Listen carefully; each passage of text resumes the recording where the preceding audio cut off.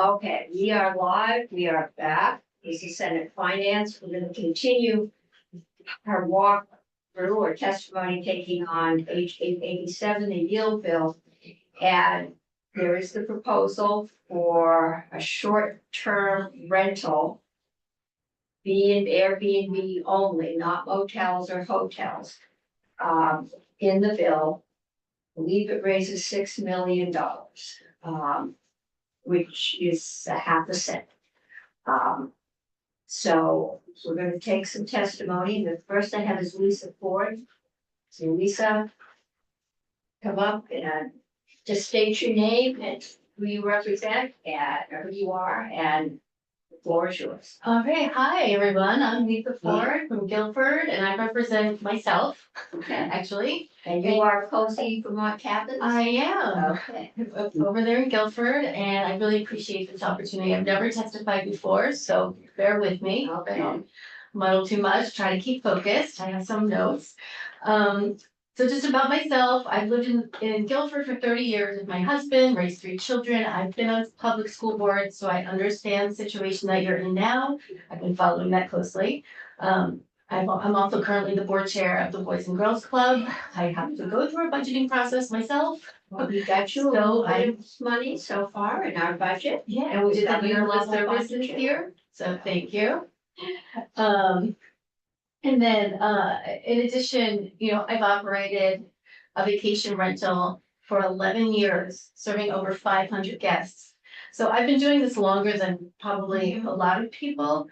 And these guests have graciously supported our local economy. I have a 700 square foot cabin. It's privately nestled in the woods, kind of away from my house, but on my property.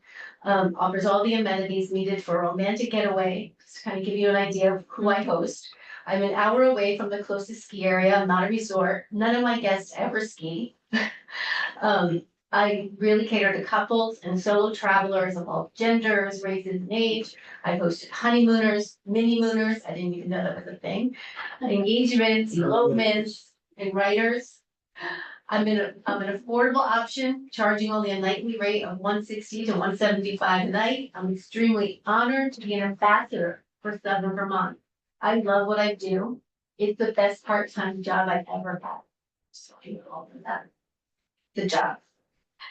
In 2019, I also organized the first of its kind ever short-term rental statewide short-term rental summit in Brattleboro. Hundreds of innkeepers, B&B owners, and short-term rental owners, we all came together to discuss ways to safely serve tourists. At this summit, then Senator Becca Balint spoke about the benefits of having many different lodging options in Vermont. In order to serve the different types of people and families that come here. You don't hear that too often. Right. Also, our state economist at the time, Douglas Farnham, highlighted data demonstrating that short-term rentals represent a very small percentage of our housing stock, and that we are not the primary cause of the housing crisis. I think what we've heard in economic development, that there are 5 towns that are heavily impacted by short-term rentals. They tend to be resort towns. Right. So it We is could probably count the ski mountains on our fingers and figure out who they are. right, and sometimes I think we get scapegoated. The whole state, every I would short-term say rental. Guilford on the list. No, we're not the problem. So this historical conference led to the creation of the Vermont Short-Term Rental Alliance that we have today. So that's a little bit about me. I'm here today with deep concerns regarding the short-term rental surcharge because it pits one lodging type against another. And it penalizes small business owners. And it offers very little relief to the colossal property tax problems caused by the long time ignored education spending issues. This surcharge on short-term rentals is not a sustainable solution. It's barely a solution actually to funding education. I read the letter from the Vermont Principals Association to the House Ways and Means Committee on April 15th, 2024. They cited many specific systematic changes that legislators need to address, I know you know that, in order to control education spending, none of which were taxes. Just want to point that out. So my concerns with this surcharge, one is that hotels, inns, bed and breakfasts, and privately owned short-term rentals, like mine, are all essential. We're all essential. In Vermont's thriving tourist industry, we bring a lot of money into this state together. And it's harmful, I think, for legislators to favor one lodging industry over the other. We're equally important. I don't like that the chamber did that either. Just saying. All lodging types already contribute towards education funding, which you know, through the rooms and meals tax. 25% of that goes to education funding, plus we pay property taxes. So, I mean, as a resident, I kind of feel like I'm paying my fair share to the education funding. I have kids, I don't mind being taxed, but I think that it's fair what I'm doing already. In 2023, short-term rentals alone raised $54 million in rooms and meals tax. Again, 25% went to education.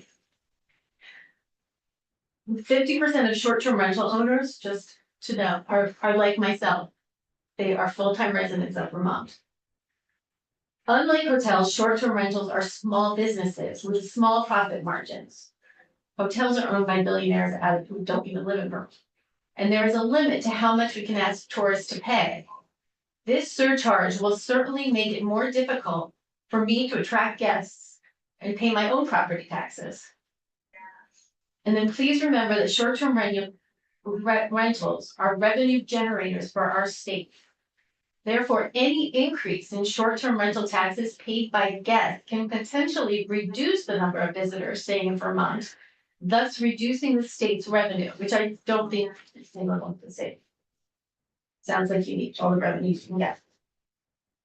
And then just in closing, I plead that legislators do the hard work of making some of the systematic changes that principals, associations, and other associations have outlined. I have a simple suggestion. I don't know if this is doable because I don't know much about the taxation or the budget at this point. But I wonder if anyone's thought about actually increasing the percentage of rooms and meals dollars diverted towards education. It's currently at 25%. Can it be increased? We've thought about it. Okay. They don't have any money across the hall either. We had to raise about at this point, about $20 million to balance the budget. So Okay. there is no money here this year. Okay, well, That's a gone. well, my point is that if you improve tourism, you increase that number. Yes. And so any fees that you put on rentals could potentially harm tourism. And it's a thriving industry here. And so I just think that the stronger a surtax on short-term rentals kind of does the opposite, doesn't strengthen the tourism industry. Okay, thank One of the you. things we hear from others about why short-term rental should be taxed more is that the hotels have to deal with fire inspection, other kinds of regulatory issues that have a cost, and that short-term rentals do not. Do you have any thoughts about that? Well, I mean, I have to also maintain my property and I have costs that You are don't have the smaller. inspection kinds of costs that they do. Now, I'm not sure. No, but for what they bring in, I'm not sure comparison wise.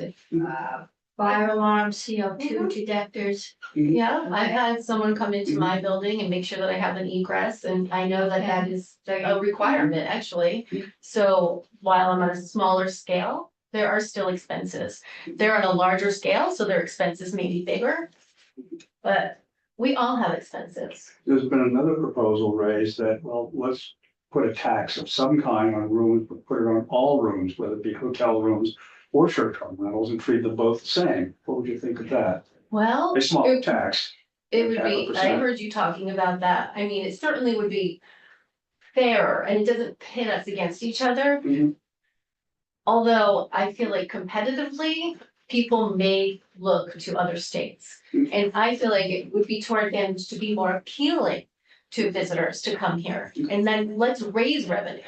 Let's increase, boost and build our tourism industry instead of making it harder for our tourism industry. Because, I think let's grow our economy instead of squelch it.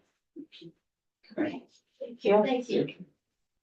Next, I have Julie Marks. I'm gonna thank you all for hanging in here with us all this time. It's a long evening. Oh, thank you, and I'm glad it's not at 10 p.m. night. Not Yeah. yet. Not yet. For the record, my name is Julie Marks. I'm the founder and the executive director of the Vermont Short-Term Rental Alliance. We are a business association for the vacation rental community here in the state of Vermont. Okay. I sense a question. Well, just, are you behind the emails I'm getting? But no. No, whoever is, it's very helpful if they only come from my district, because when I get 15 from Southern Vermont, I start to do this. I think everybody tends to pay attention more to their district. I don't know, I take all of mine that come to other districts, I send them to Senator McCormick. But it's, we've had a couple startup lobbying groups that do that, and it, getting through our emails has been hard between the Secretary of Education. I think some, and yours, or whoever is sending them. It's been well over 100, probably approaching 200 emails a day, and we just can't read them. I appreciate that. I If you think know it's who is sending them, that really, would be a good message. I think it's a really clear indication of how passionate this community is about this proposal, and I believe that they're ready to, because you're the ones discussing it and actively determining what is going to be voted upon. They're much more influential than the representative that might be in their district that has no context of what's going on. So I would hope that you do hear those voices and you hear their concerns, and I am here to represent our community of folks just like Lisa, and others from across the state who are in similar situations and are feeling the pressures of the cost of living and doing business in Vermont from all different angles. And the 1% surcharge on short-term rentals specifically just feels like a discrimination against this one type of accommodation, which has been noted before. This industry of vacation rentals here in Vermont is huge. It's from a capacity standpoint, it's larger than hotels. And we bring in very, very valuable revenue in taxes and in visitor spending. But yet we are already feeling as an industry a decrease in occupancy while costs are going up. So people, I think, are very alarmed by any potential threat to the opportunity that they will have to bring in additional sources of revenue in the future. And so I think that's where that passion is coming from. If you're hearing from the community members, it's because every penny matters right now. People who are in this industry, in this community, are like Lisa and myself. It's a job, and it's probably not our only job, piecemealing things together to afford to live here. And so, it's people's passion. It's their properties that they own and love and they care deeply about. They've invested so much money and time and energy into these experiences for tourists, and it takes years and years and years to recoup that investment. So, again, people are very, very concerned. The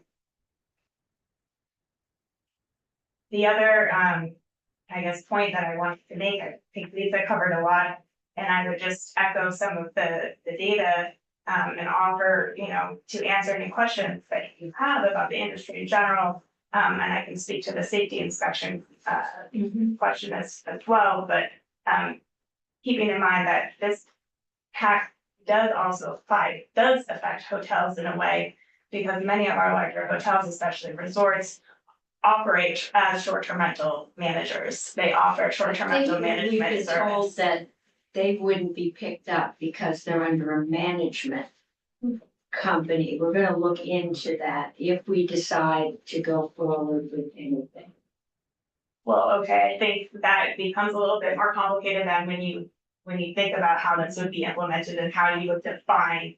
Because currently they are under the state definition of a short-term rental, they would qualify Oh, as a yes. short-term definition They are of short-term rentals. And if you're talking about targeting short-term rentals that are only marketed on specific platforms or in specific marketing strategies, that would get really complicated and would need a lot of clarification. The reason why short-term rentals are not regulated like hotels has to do with fire codes that were written decades ago. Because before the popularity of vacation rentals, which really, I mean, vacation rentals have been around since the forties, fifties. But they, hotels had fire codes written because of fires and because when you have so many people in one building who don't know each other, they didn't come together, they don't have access to every space in the building. It's harder for them to find their way out in a fire without all of those signs and lights and maps, and that's why those things were created. Short-term rentals in Vermont are essentially a residential activity. They are a rental activity in a residential dwelling. Whenever we have 3 different parties coming to one property in Vermont, unknown parties, disparate parties staying on one property, that's when they cross into that definition as a lodging establishment here in Vermont and are required to have a license. And that's largely due to that safety component of not having access to the entire place. So, when Lisa is operating her ADU as a short-term rental, it's not a lodging facility because the people who are coming have access to the entire space. There's no public access. But she is required to meet housing code and minimum housing safety standards. There are laws on the book that all short-term rental operators have to comply with certain safety, health, financial obligations, and that's managed by the Department of Fire Safety, the Division of Fire Safety. So those are in place. They can be enforced better, but the structure is there. So I'll just open it up for questions. Senator McCormick. You heard of the Willie Sutton principle. No. He was asked, why do you rob banks? And he said, because that's where the money is. We're the tax committee. So we're looking for where's the money. We've got a state to run, we've got essential services. If people don't like taxes, they would really not like to lose the government services. So there's money in your business. All right, and so you just start with, okay, take some from here, you take some from there, take some from the gas station, you take some from the. I take your argument that would diminish your business, that people would perhaps be less likely to come to Vermont. Because we're in competition, mainly with Massachusetts, New York, Quebec, and New Hampshire. Does anyone know what the situation is in those 3 states in that province? And do they tax similar businesses? Situation in terms of a short-term rental tax? Yeah. I can't speak to those to the neighboring states. I don't believe anything has passed at a state level. My personal experience has shown me that certain mountain towns in the Pacific Northwest and the Rockies have implemented such high tourism taxes that as a visitor myself going there, being surprised by a outrageously high tax on top of the outrageously high prices that you just pay to get there to begin with. This is not a cheap place to travel to or to eat in or, to get around in. I'm not going back. It's, I had to bite that bullet when I got there, but I will think twice about going back. So And I think we heard from whoever was sitting here earlier. Okay, we that- can't have people from the audience. Right. Okay, just wait a second, Tom, okay. So I guess, in, you know, to reiterate, I think the most important message that I'm hearing from our community is the disparity, is being pitted against other types of rooms and accommodations. And, you know, firstly, and secondly, worrying about how Vermont is going to be seen by the tourists and by the visitor in general compared to our competitors. Okay. Okay, I just think many might want to, and I don't know what the answer is, I'm not.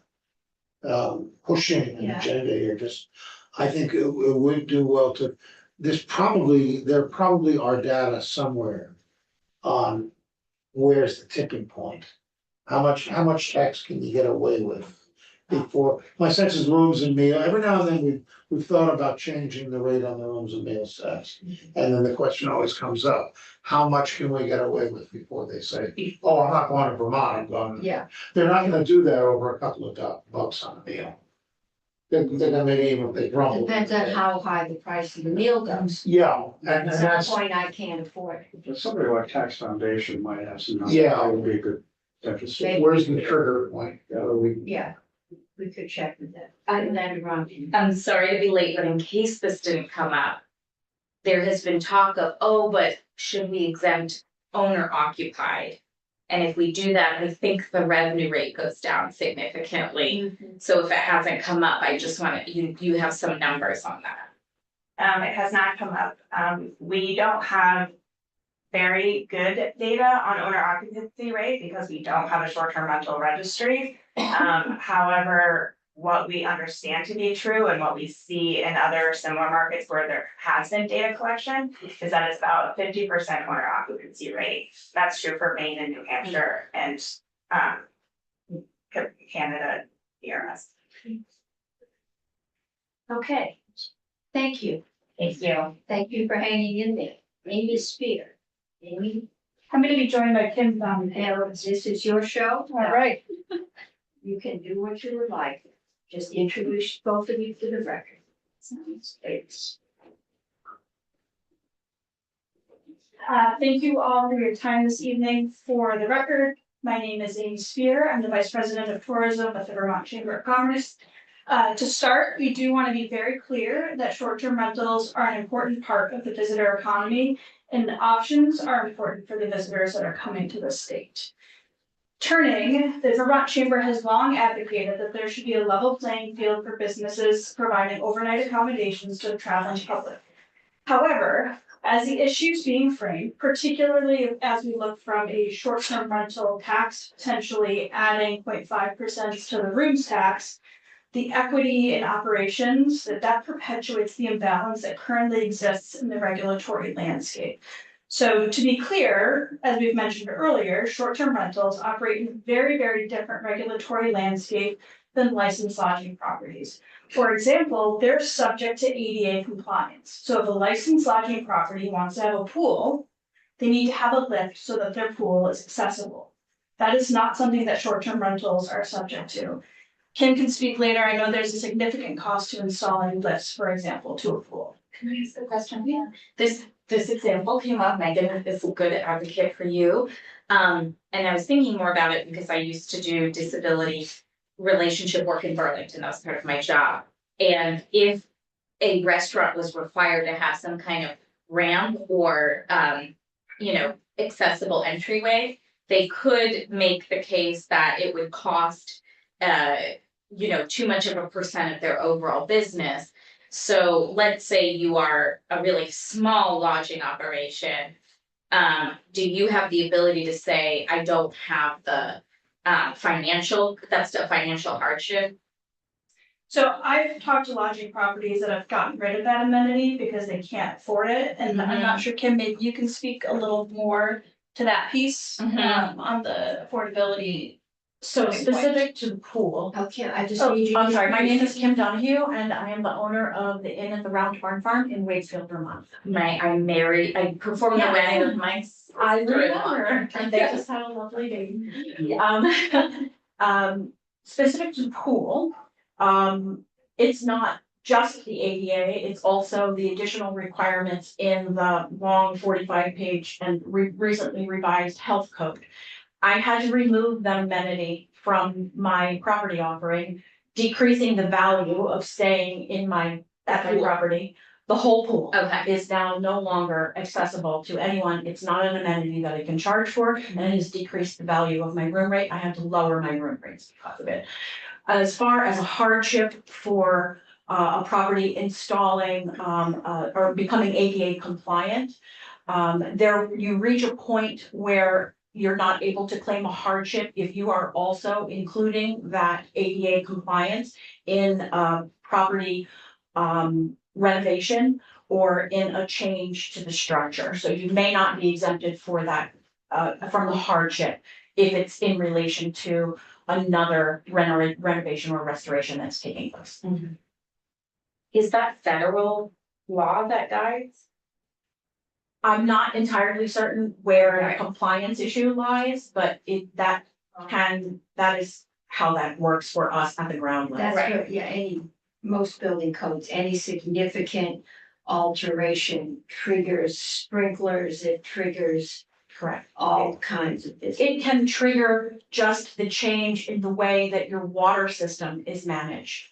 So for example, you can make one small change to your water system, changing a water softener, and that can trigger needing to have a water system manager, hiring a water system manager.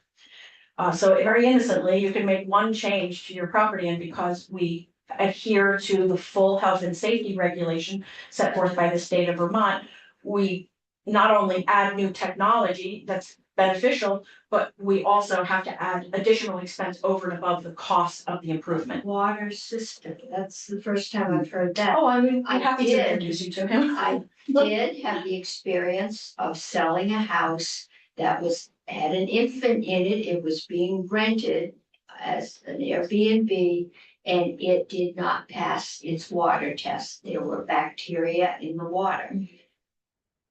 When you come from New York City to Vermont, you don't think about your water having bacteria in it because you're used to city water that has lots of things to kill the bugs. And And that I find concerning. yes, and as a licensed lodging property, I'm required to test my water every quarter.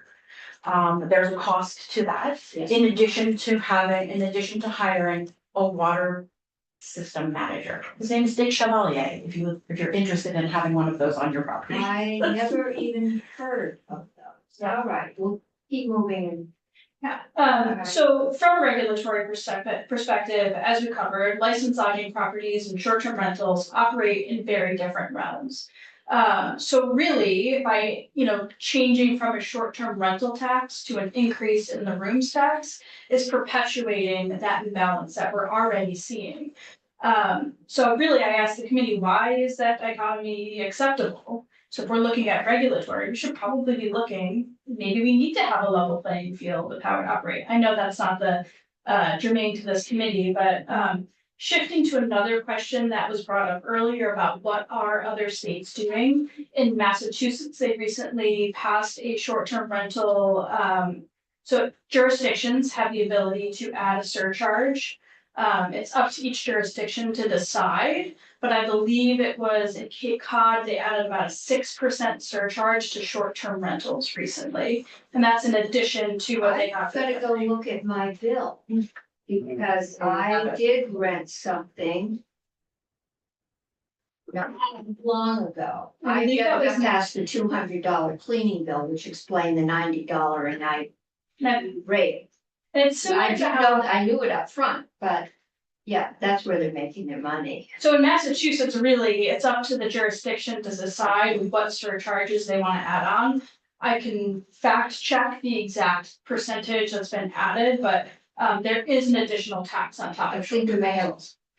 the routine. Madam Chair, Matt McMahon with MMR, looked this up last week. The Massachusetts Department of Taxes website states that there's a 3% local option tax, and it only applies to properties with multiple ownership. So if somebody owns more than one property in jurisdiction, the tax would apply to that, not to I'm sure they short-term can rentals across adjust that. because I saw them on the website in Maine, so they're buying up properties. And again, just to clarify earlier, we do believe that short-term rentals are an important part of the visitor experience. But we believe there should be, both from a financial and regulatory standpoint, that level playing field. But I know we're short on time this evening and I want to be respectful of that, but before I pass it over to Kim, just when we're looking at tax rates, when we're comparing us regionally, it does impact our competitiveness as a state. As a state, we are one of the most reliant states on a strong visitor economy to maintain our GDP. I want to say we were ranked third the last time I checked this. So any disruption to the strength of our visitor economy is very impactful to our state. So I guess I would just speak to no tax on either. I mean, this is someone's only option in certain parts of the state. There's not hotels everywhere in the state. I don't think there's one in Fort Wasn't in the still, capital like, city right. 6 months. Yeah, it's important to have offerings. To your point, we have a very rural state and there's not always a licensed lodging property where someone's traveling to.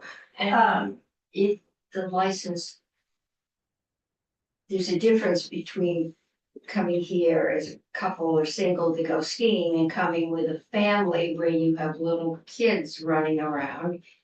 Or, and there's different price affordability. And the more variation we have in there, the more we appeal. As the last witness said, there's places that are set up where only very rich people can go. We may have one or two of those in Vermont, but mostly I think we're looking at family kind of tourism, people that hike and bike and walk.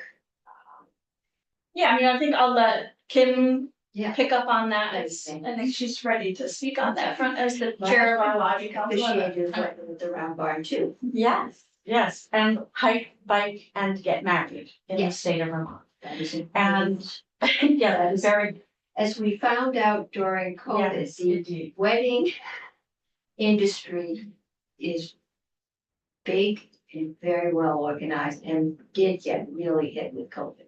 To the tune of $418 million. The wedding industry contributes to the state economy. And it's not just in the hospitality sector. The $418 million is shared among many sectors in the state of Vermont. It's shared among many small businesses that reap the benefit of being able to serve that community. It's creatives, it's other lodging properties, it's restaurants, it's all sorts of things. For example, my general occupancy for lodging in the state of Vermont in a year is approximately 4,000 guests. But in any given year, approximately 17,000 guests cross the doors to my property as invited guests of one couple who has decided to have their wedding on our property.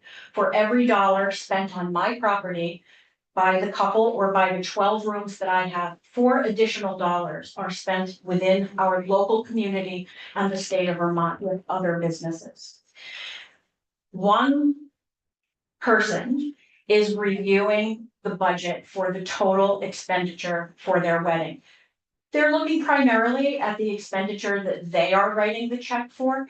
So a 0.5% increase on the rooms and meals tax of a $100,000 wedding could push that $100,000 wedding in Vermont out of their budget and therefore make Massachusetts, New York, Quebec, or any of our neighboring states the beneficiary of that wedding and not us. But I only have to sell that to one couple.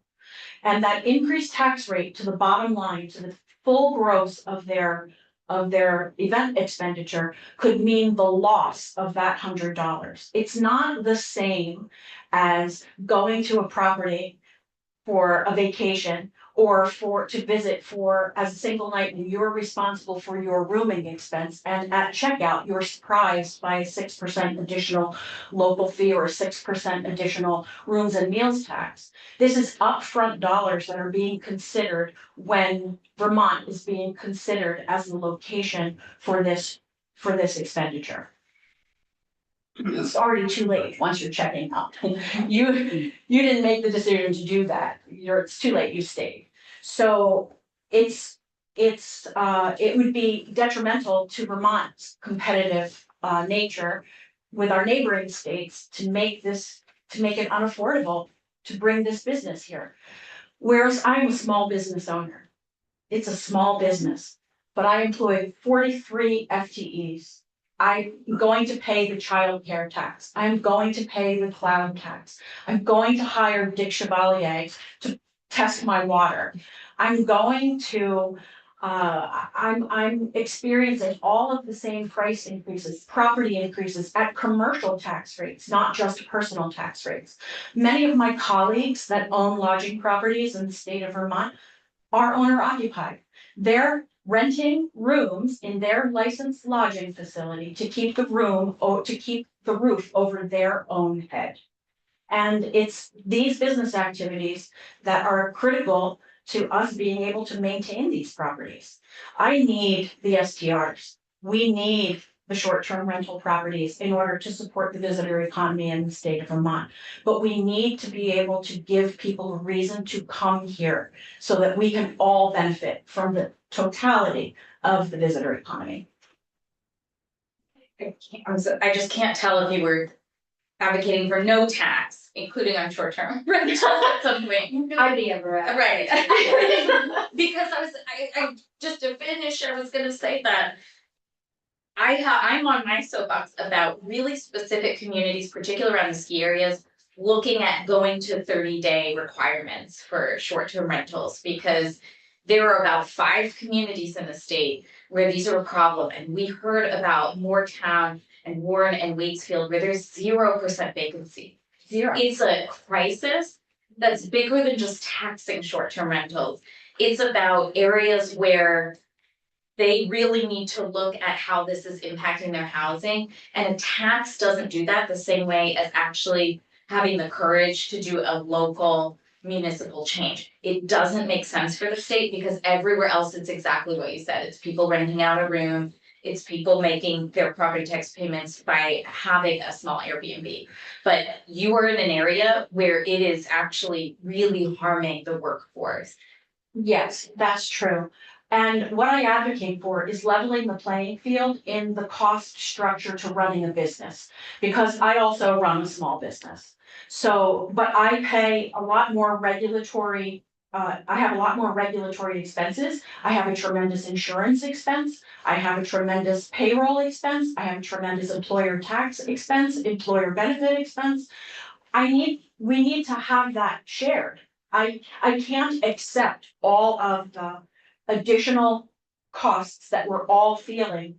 And in order to try to be competitive with in an event that could possibly be going to New Hampshire or Massachusetts, to take that 0.5% in order to become competitive, to take that out of my margin. I don't have that margin anymore. I will close. It just doesn't mean short-term rentals should pay more. No, So that's what They should not, they already pay a lot. there should be a level playing field in the cost structure of how we all run our businesses. There's STRs are small businesses as well, but the burden for me to run my licensed lodging property is a much higher burden in the day-to-day expenses than it is for an STR. I'm not advocating that they should be taxed at a higher rate. I'm advocating that the playing field should be leveled in some way so that the visitor economy is not impacted. And we're working on what is fair. You know, right now, lodging is still defined in such a way that it wouldn't include a lot of the short-term rentals if it's just 3 units or less. So, you know, we looked at it and we might make changes on making sure everyone's meeting the same standards. But, you know, I just don't think it's fair to compare like an ADU to, the in and around, which is iconic, But I have, not only does an ADU, it contributes to additional occupancy that's available in any particular space, in any particular The municipality or rest of your town. wedding guests need to I stay need somewhere. that. I need that. If you can't get your family and friends in a reasonable Correct. area, Correct. then the wedding's not gonna happen. Correct, except I also, while the owner of that ADU may collect, because we're talking about taxes that we're collecting. Where they may collect rooms and meals tax, or their rental platform may collect that for them and submit it as a universal tax. But I am also employing 43 other full-time workers in my community. I'm also paying the benefits for those people. I'm paying the new child care tax for those people. I'm paying all of the other taxes that go along with contributing to the economy of the municipality that my small business operates in. My small business just happens to need more support. I would say, like, just to wrap up that, if there was like a key takeaway, would be to move away from, considering that 0.5% increase on the rooms tax. And it gets back to that balanced approach that we're looking for in this landscape. And also it helps to consider both the immediate impacts and the long-term impacts of just cost containment measures. So just in closing, asking to move away from that consideration of the 0.5% increase on the rooms tax. General question for the room. Did any of you get to testify in Ways and Means? Yes. Okay, we got one. All right. Chamber, no one else did. Okay. Okay. Thank you. Impacted. And we have one final witness, Hans Van Wees. Hans, welcome to Finance. Just introduce yourself for the record and then the floor is yours. Thank you. Good evening. My name is Hans Van Wees. I represent Hotel Vermont in Burlington, as well as the Courtyard Burlington Harbor Hotel, which is a Marriott franchise property, but is a locally owned and locally managed hotel. I'm also a resident of Burlington and a father of 2 kids in the school system. So I wear many hats when you talk about budget. And the concerns about that, particularly with the property tax increase we're facing both as a business as well as for me as a resident in Burlington. I want to thank you, senators, for letting me be here tonight. As we jokingly say, I think I stand between you and dessert. So I will try to keep the dinner. So dinner. All right. We're in the same boat. So I'll try to keep this short, but I'm empathetic to the challenge you have as with the budget shortfall.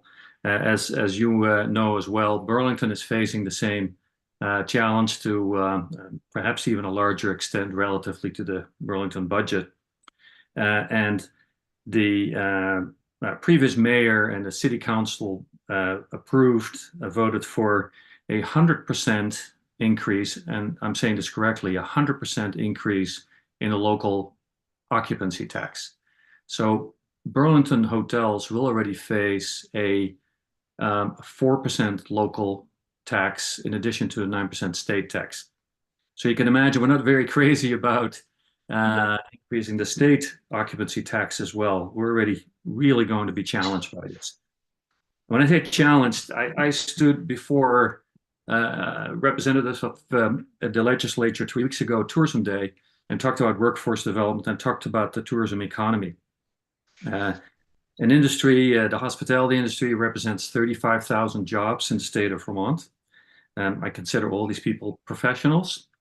Our business employs 200 staff, of which 30% are new Americans, and we couldn't be more delighted than having them as part of our team. And many of these folks are parents, have kids in school as well, live in our community, and so on. This is an ecosystem. The tourism economy in the greater Burlington area represents, for example, $750 million. And as I have said before, and I'll say it again, we have a shared interest. We're in this together. We need to grow the tourism economy and the revenues for the state. That will generate more revenue to the state, and it will help pay for a lot of the programs that have been voted for before, that are some of which have not been implemented yet. That's another concern I have, or the full impact hasn't been seen yet, such as property tax increases, and some of the other employment-related taxes. So remember, it's not just hotels. If we become competitively disadvantaged, which I think in Burlington we will be facing because of this huge local occupancy tax increase, it will also affect retail, restaurants, any local business, and it affects local taxes, frankly, too. Fewer visitors, so also fewer local option taxes. So again, let's remember we're in this together, and that this is a concern for staying competitive as a state compared to other places. I give you one small example. I visited Lake Placid last month with some of our team and met with the tourism office officials over there. The tourism budget for Lake Placid as a small town is 3.6 million, which is, I believe, about $600,000 more than the entire state of Vermont has as a marketing budget. Our industry needs this legislature's help in promoting Vermont as a tourism destination and not put on more hurdles that could make us competitively disadvantaged. I don't really want to get into the small short-term rentals and hotels differences. We're all in the lodging industry, but I do need to address a few points that have been brought up. About the safety regulations. These are quite significant for hotels. It's operating 2 hotels, one of which being a Marriott franchise. They have the strictest safety regulations. And I can tell you, these are, in terms of investments, hundreds of thousands, if not millions, that are required for this. The other important thing to remember is that we provide health insurance as one example. Our health insurance for the folks that are on our plan, that's a $500,000 expense annually. And finally, one thing to remember too is hotels and inns like Kim's that you just heard about are purpose built. You can't just say, oh, make another use out of it, turn it into housing. We cannot change our use. We're committed to being hotels and inns and B&Bs. And we cannot just change our use to housing. Finally, we're seeing over the winter, we've seen a slowdown in travel. I think the post-COVID, what do you call it, anger recovery or the rise in tourism, where everybody went to travel, was great. I'm sure everybody enjoyed it, but we're settling back down to pre-COVID levels and definitely seeing a slowdown and a concern with consumers in spending. We invest a lot of money in marketing as businesses. Every inn, every hotel in the state, every B&B invests in marketing. And we do that to bring visitors to this state. What we do not need is an increased burden that would make us competitively disadvantaged. And I can't stress that enough. We're in this together. Let's grow the pie. Let's not increase the cost. Thank you. Okay, thank you. Any questions? I mean, okay. So what's wild to me about Burlington is that they ended the ability to have a short-term rental, so you can only be 30 days or more. They would be collecting 4% more on all of those short-term rentals if they allowed them, and you would be sharing that burden. In fact, you probably wouldn't have a deficit, and you probably wouldn't be paying 4% more. I just think that's why I'm at. We in this committee control the city of Burlington. Yeah, Senator, I know you know Burlington quite well. Yeah, I can't believe, I didn't know you were being charged that much. There's a different kind of economics at work here, and I don't want to get too much into that, but we're very concerned. I've been in this state for 25 years. I used to manage Trapp Family Lodge for the first 10 years. I spent about 3 years supporting small businesses in Vermont, helping them with their business plans or with feasibility studies and helping start their business all in the lodging industry. And then now for Hotel Vermont and the courtyard next door to us. Yeah, we're all local businesses. It's local ownership. We're a local management company. Our folks live down the street, come to work every day, and we need to look out for them. I'm concerned about their jobs and want to be sure that we can grow as an industry and support the programs that the state needs to provide for, you know, its small population. And Okay. that's a challenge. Yeah. Okay, thank you. I think this has all come from a proposal that we look at taxing everyone. I don't know that we have any intention of doing that, but, I just wanted to speak on that part. well, Okay, we found out. So anyway, I think that's it. I'm gonna adjourn the meeting. We've been here for quite a while. Tomorrow, I think we will have a lighter agenda, but we're going to have to start making some decisions, so it may not be that light. And I will see everybody tomorrow. Whenever we get off the floor, I'm gonna schedule us for around 2.